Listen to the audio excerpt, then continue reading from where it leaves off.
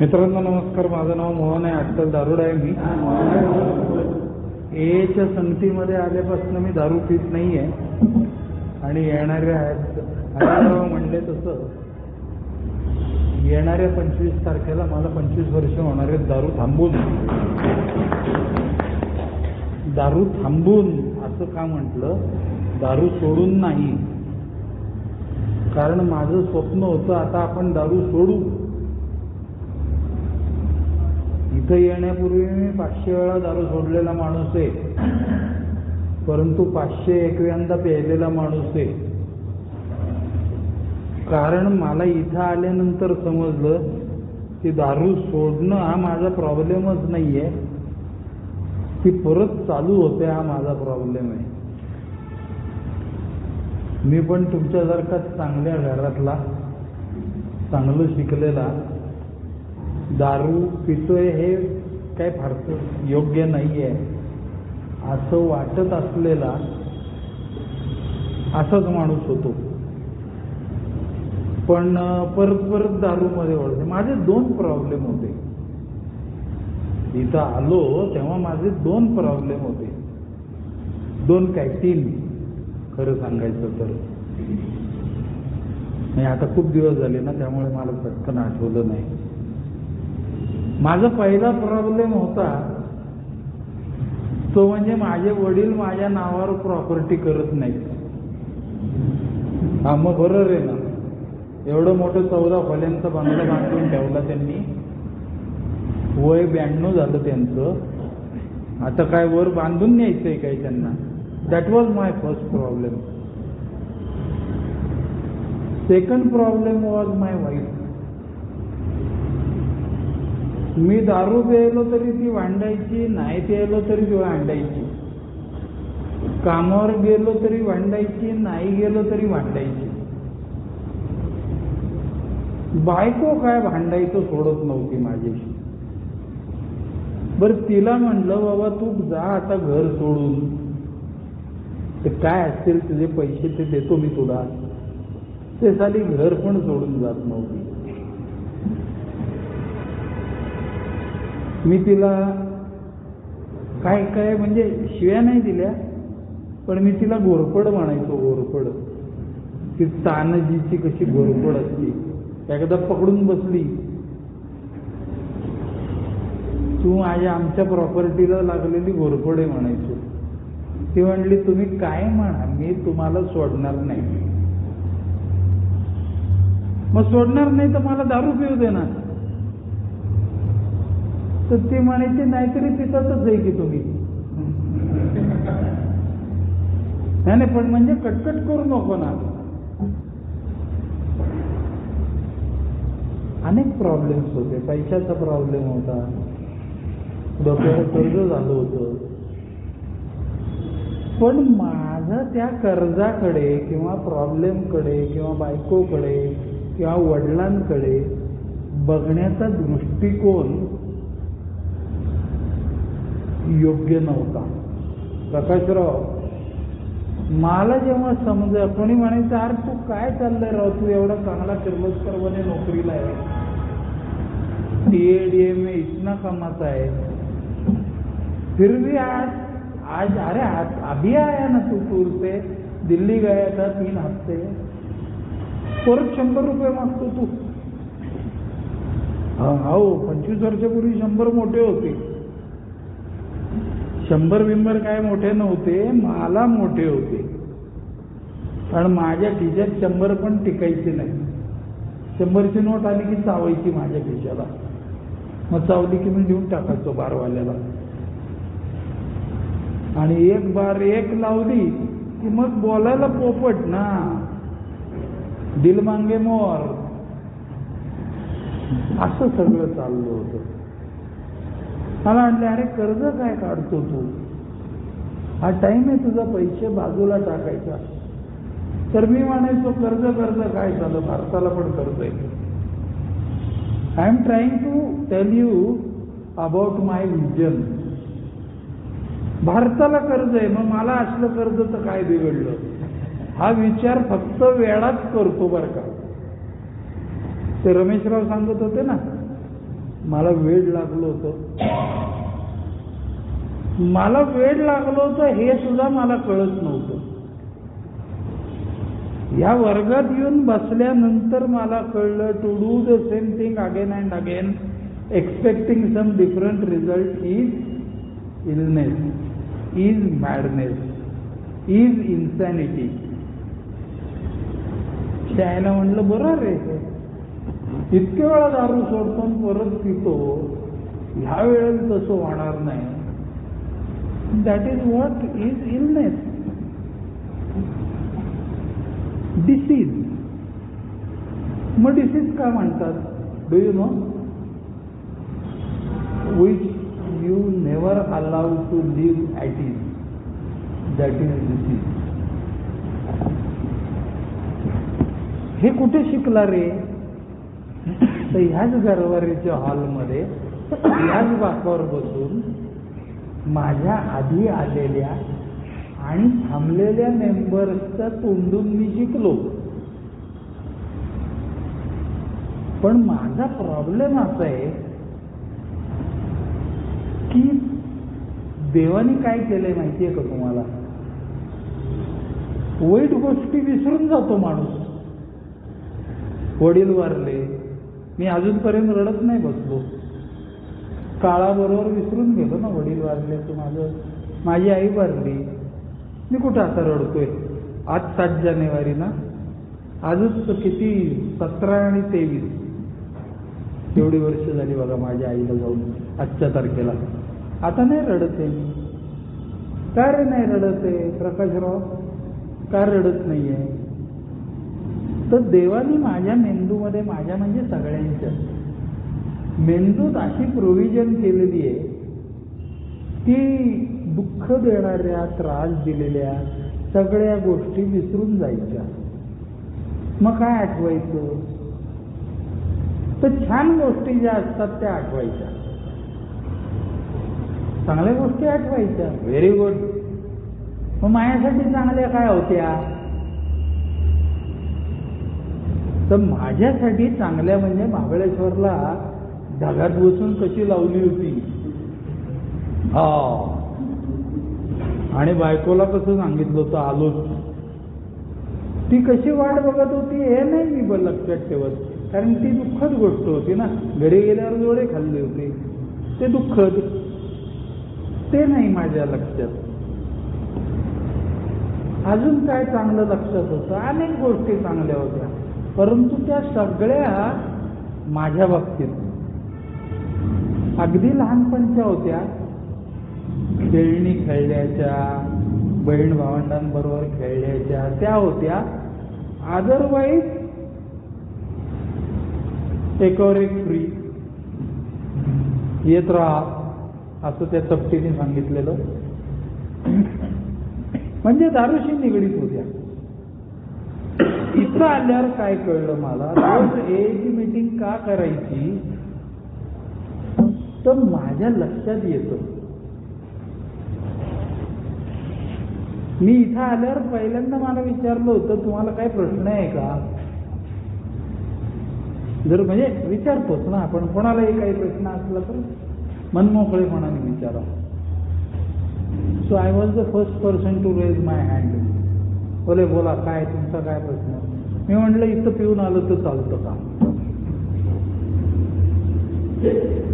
नाही फॅक्ट आहे.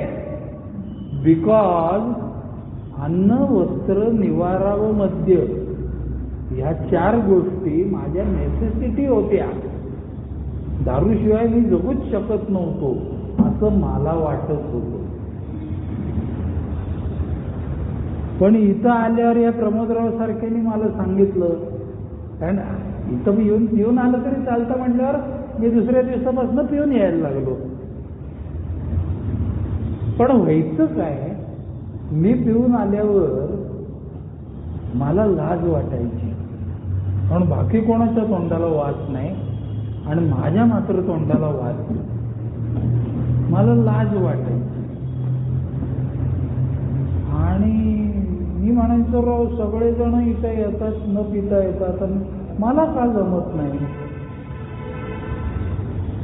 इथल्या ओल्ड टायमर्सने सांगितलं सोपी युक्ती आहे. आत्ता तुम्ही बसले ना फर्स्ट बेंचला, तसं मला सांगितलं फर्स्ट बेंचला बस. So I could concentrate on whatever I am hearing. मला काय ऐकू येते याच्यावरती मी लक्ष द्यायला लागलो. तरी पण आमच्या वेळी मोबाईल नव्हते, तरी पण पेपर होता कोडी सोडवायला. हे जे बोलतायत ना सारखा डिसीज डिसीज डिसीज, तो main part of the disease is माझ्या बाबतीतला. तुमचा आहे की नाही तुम्ही तपासून बघा. जिथं माझं शरीर असतं तिथं माझं मन नसतं. मी मिटिंगला बसलो की नाही, ते किती वाजले रे, आईला 9ला 5 कमी आहेत का, 5 मिनिटात आता ओपन येईल मटकी. आता कारण जुगारी खेळायचो ना मी, व्हिटॅमिन एमचं शॉर्टेज कायम. So I was after easy money. So unfortunately मी ते जुगार विगार पण खेळायचो.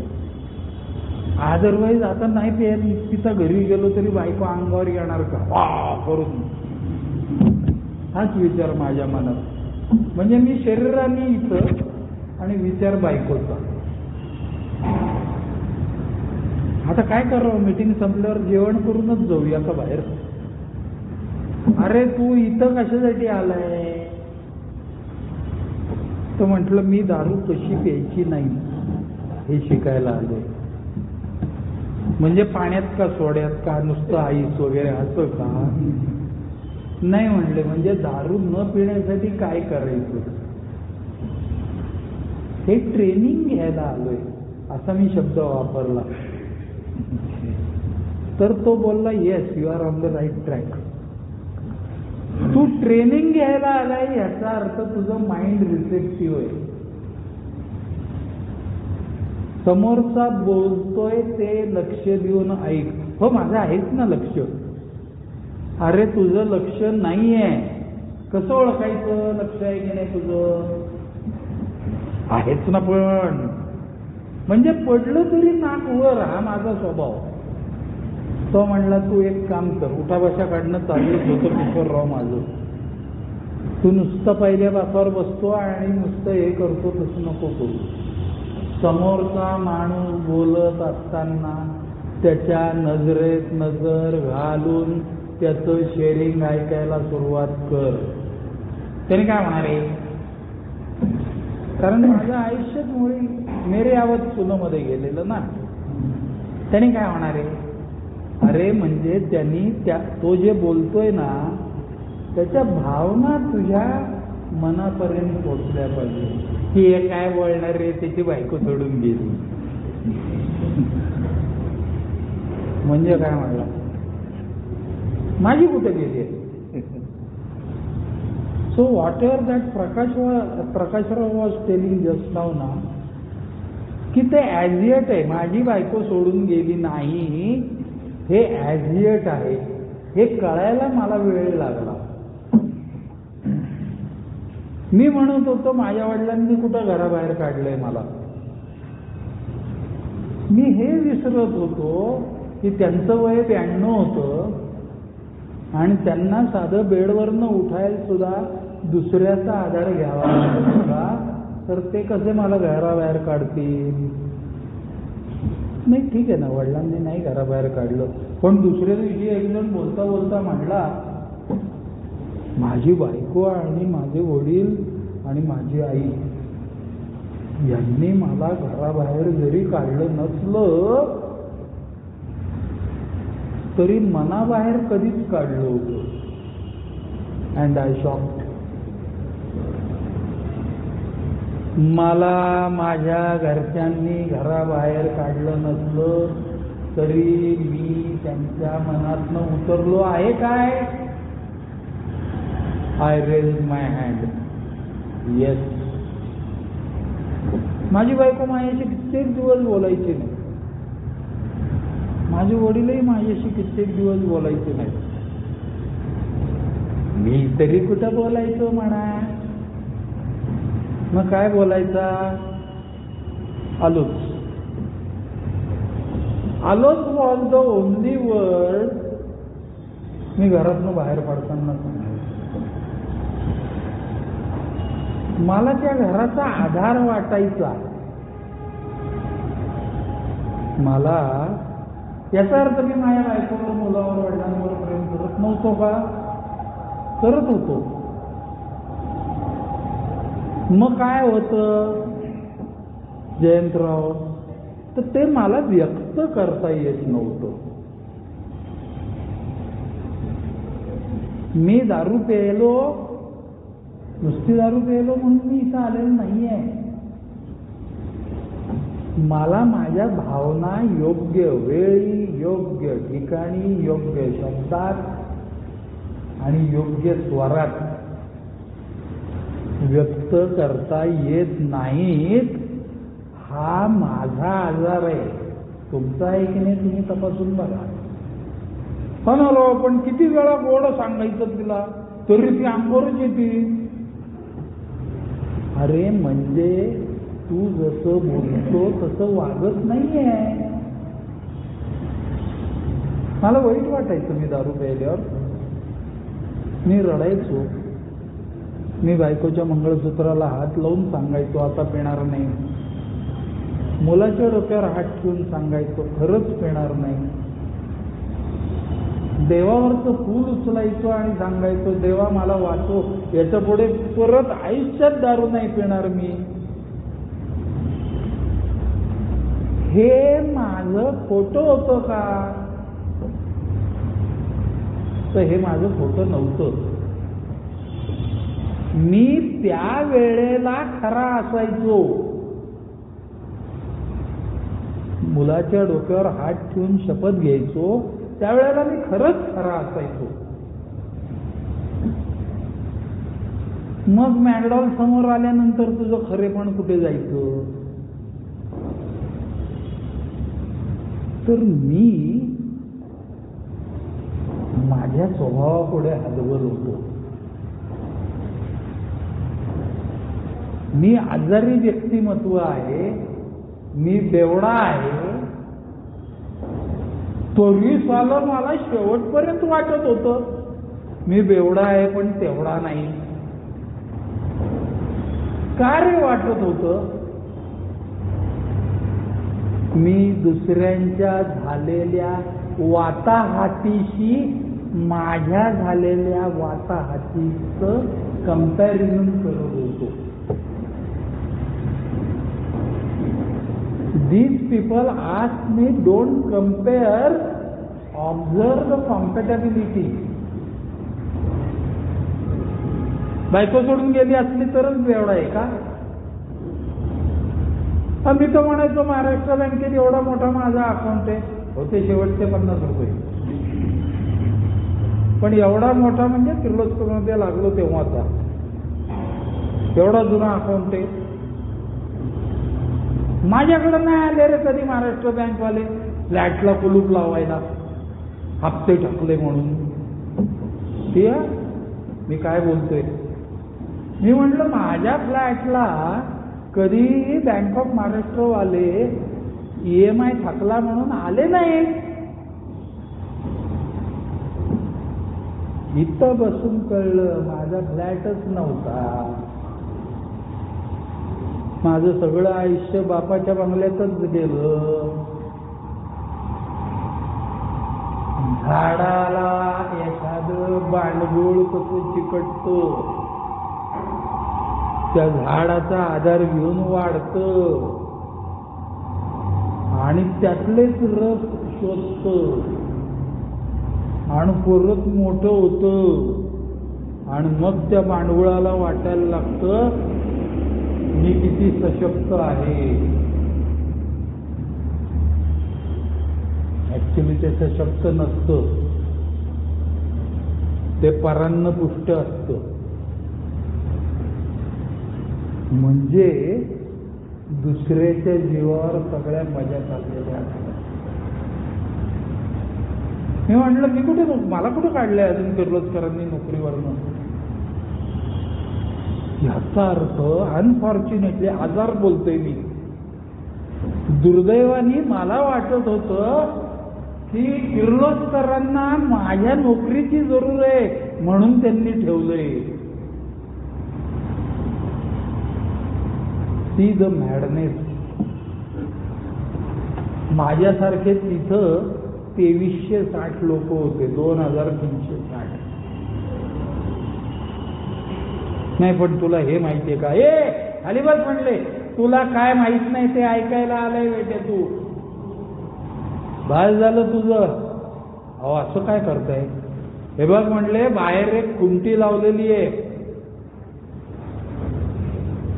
घरनं येताना एक मोठी शबनम पिशवी घेऊन यायची उद्यापासनं. कशाला. स्वतःची अक्कल, स्वतःचा पैसा, स्वतःच्या डिग्र्या, स्वतःचे अनुभव, स्वतःचा बलदंडपणा, स्वतःचा देखणेपणा, स्वतःचे कपडे, स्वतःचे खानदानीपणा, व्हॉट एव्हर इट इज. तुला ज्या गोष्टींचा अभिमान वाटतोय ना, आता आपलं म्हणजे कसलं आहे, असं जे आहे ना ते सगळं कसलं आहे ते त्या पिशवीत टांगून यायचं. तू आतमध्ये बसायचं, समोरच्याच्या नजरेत नजर घालून शेअरिंग ऐकायचं आणि त्यानंतर मीटिंग संपली की निघून जायचं. जाताना परत पिशवी घ्यायची. नाही नेली तर दुसऱ्या दिवशी ये पिशवी इथंच असेल, कारण दुसऱ्याच्या पिशवीला हात लावायची इथल्या कोणाला सवय नाही. आणि हाय काय बेटा तुझ्या पिशवीत ठेवलेलं, तुला वाटतंय मी इतका शिकलोय, तुला वाटतंय. आणि शेवट काय झाला रे.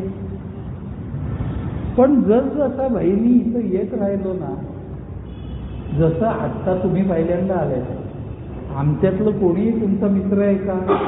नाहीये. का नाहीये. आम्ही पित नाही, तुम्ही पित होतात. बरोबर. तुम्ही दारूसाठी आले नाही तर.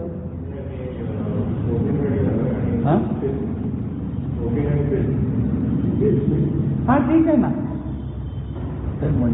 मी काय झालं, टॅबलेट म्हणजे, आणि दुसरा काय स्मोकिंग. अरे मी तर 40 सिगरेट ओढायचो दिवसाला. ते तू रिअली. हे बोट सगळी पिवळी झाली होती माझी, ओठ काळे झाले होते, दात पिवळे झाले होते. म्हणजे सिग्नलला थांबलो ना, लाल सिग्नल लागला की खिशातनं सिगरेट काढायचो, पेटवायचो. हिरवा झाला की ती सिगरेट ओढायची राहून जायची. इतक्या सिगरेटी ओढायचो मी. पण मला लाज वाटायला लागली इथं येऊन बसल्यावर, कारण दारू थांबली माझी पण सिगरेट थांबत नव्हती. मला लाज वाटायला लागली, कारण इथं सगळं पोपटासारखं बोलायचो मी, आणि ह्याच गरवारीच्या गेटच्या बाहेर जाऊन सिगरेट ओढायचो मी. पण मला लाज वाटायला लागली, कारण माझ्या नंतर आलेल्या एकाने सांगितलं, आज माझं वर्ष झालं दारू थांबून आणि सिगरेट थांबून 11 महिने झाले. गुरुया म्हणलं शाळेला, आता माझं पण आता पुढच्या महिन्यात वर्ष होईल आणि मी अजून सिगरेटी ओढतोय. मग मी सिगरेटींवर काम करायला लागलो. सिगरेट थांबली आता माझी, लॉंग बॅक म्हणजे. मला ज्या गोष्टी नको असतील त्या टाळण्यासाठी मी इथं येऊन बसायचं असतं. मी कुठे दारुड आहे, मी फक्त सिगरेटी ओढतो असं मनात आणू नका. It's a question of only substance. We people are talking about addiction. दारू वाईट, सिगरेट चांगली असं नाही चाललेला विषय इथं. मी तर गांजाही ओढायचो, चरसही ओढायचो, दारूही प्यायचो. माझा गांजा थांबून अनेक वर्ष झाली, चरस थांबून अनेक वर्ष झाली, आणि अनफॉर्च्युनेटली मला वाटत होतं की दारू तर काय केव्हाही सोडू शकतो मी. दारू थांबली, सिगरेट थांबेना, जो माणूस दारू थांबवू शकतो तो सिगरेट केव्हाही थांबवू शकतो. नाही थांबवू शकत. त्यासाठी हे प्रमोदराव म्हणले तसं हे फक्त आजचा दिवसचं लॉजिक जर का तुम्ही अप्लाय केलं, फक्त आजचा दिवस बायकोशी भांडायचं नाही. तिला काय भांडायचं ते भांडू दे. निग्लेक्टर, अरे निग्लेक्टर काय, बायको आहे माझी. कधी वागलाय रे तिच्याशी बायको असल्यासारखं तू? एवढं कौतुक करून सांगतोय म्हणजे काय, मी माझ्या बायकोची काळजी नाही का घेणार? कधी घेतली रे यापूर्वी तू काळजी? रात्री 2:30 वाजता घरी जायचं वेटे. माझे डोळे उघडणारे मित्र मला इथं बघायला मिळाले. माझी कौटुंबिक परिस्थिती सुधारली असं नाही शब्द मी वापरणार सुरुवातीला, पण जाहीररित्या सांगतो सावरायला सुरुवात झाली. माझ्या घरच्यांना खात्री पटायला लागली की आता हे बाळ दारू पीत नाहीये.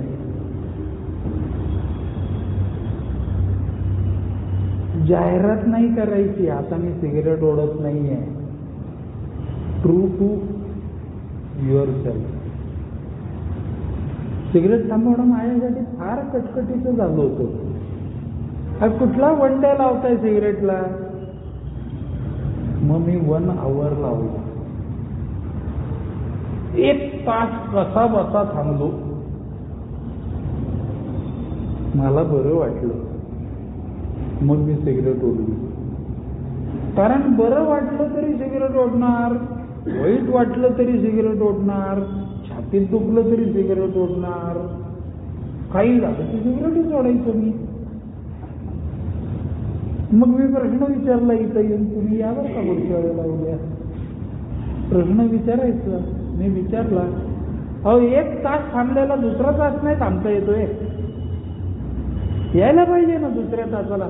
सिगरेट शिवाय जगता आलं पाहिजे. 1 दिवस दारू थांबवली, तू काय केलं रे? म्हटलं इथं येऊन शेअरिंग केलं मी. काल संबंध दिवसात मी दारू प्यायलो नव्हतो. तेच करायचं म्हणले. 1 तास सिगरेट नाही ओढली, फोन करून सांगायचं समोरच्याला, हे रमेशराव आत्ताच मी 1 तास पूर्ण केला सिगरेट न ओढता.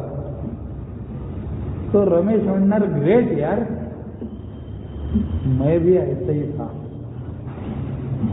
मला सारखं ना कोणाकडनं तरी शाबासकीची अपेक्षा असते.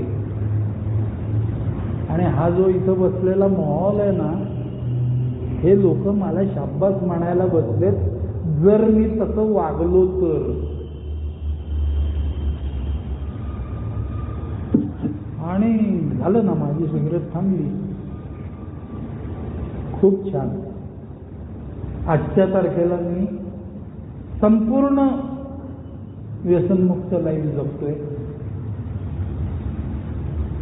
माझं घर आनंदी आहे. मला रात्री शांत झोप लागते. आज मी खूप पैसेवाला आहे.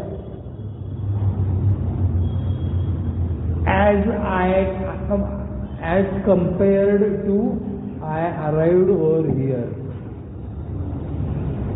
दारूनी आणि माझ्या व्यसनांनी आणि माझ्या स्वभावाने मला पैशाने भिकारी केलं होतं.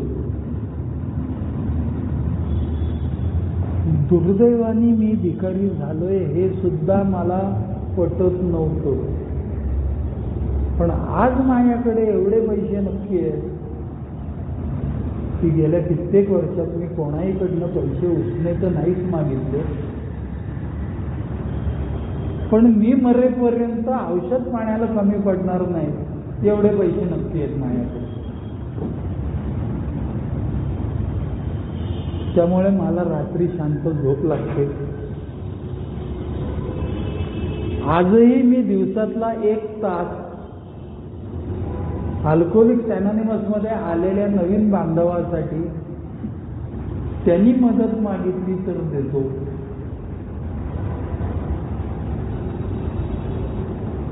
त्यामुळे मी तर दारू पित नाहीच नाही,